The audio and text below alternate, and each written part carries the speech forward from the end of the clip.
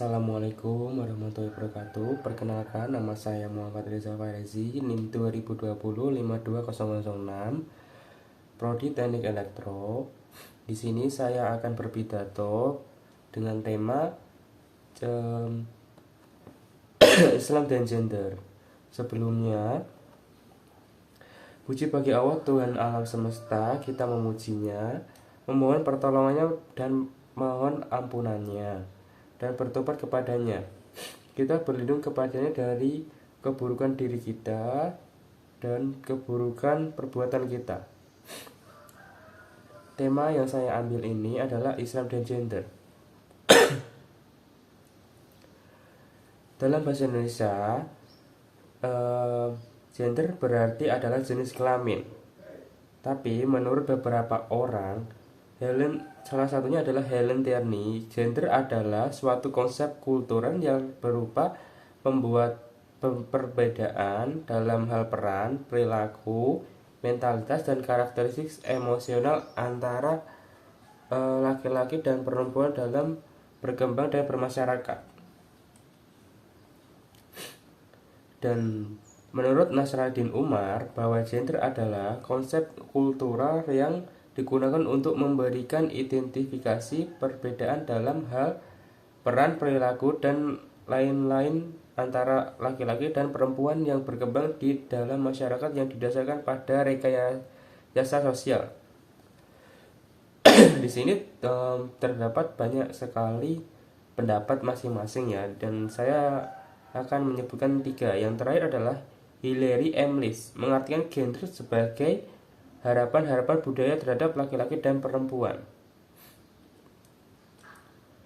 Tapi kesimpulan menurut para ahli, gender adalah seperangkat sikap, peran, tanggung jawab, fungsi, hak, dan perilaku melekat pada diri laki-laki dan perempuan akibat bentuk budaya atau lingkungan masyarakat tempat manusia itu tumbuh dan dibesarkan.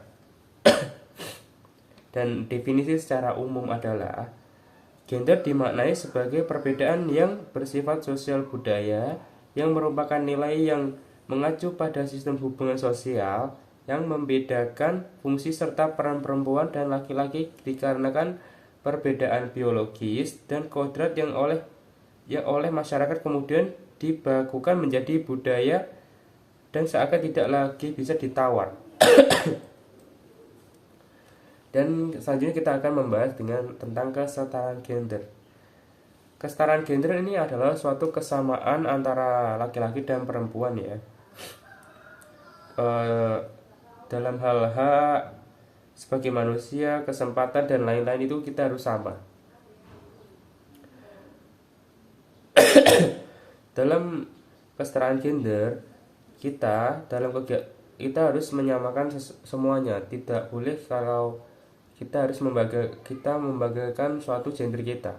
Semua itu sama dalam hal kegiatan politik, hukum, ekonomi, sosial budaya, pendidikan, dan pertahanan dan keamanan nasional, serta kesamaan dalam menikmati hasil pembangunan.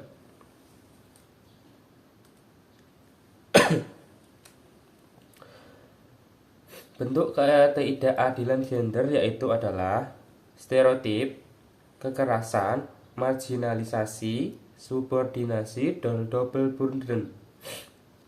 Dan dalam gender dalam perspektif Islam adalah Islam tidak membedakan antara hak dan kewajiban yang ada pada anatomi manusia. Hak dan kewajiban itu selalu ada di mata Islam bagi kedua anatomi yang berbeda tersebut.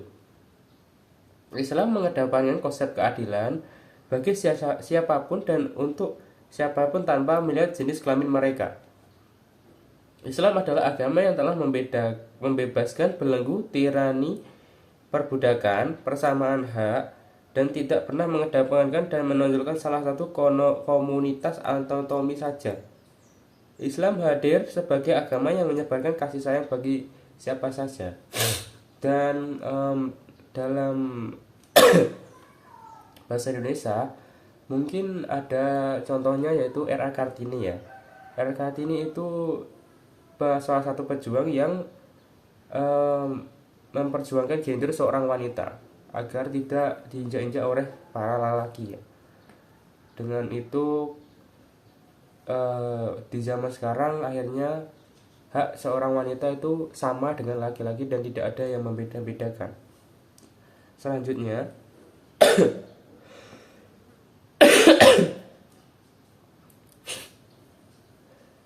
dalam Islam, Allah menciptakan bentuk fisik dan tabiat wanita berbeda dengan pria.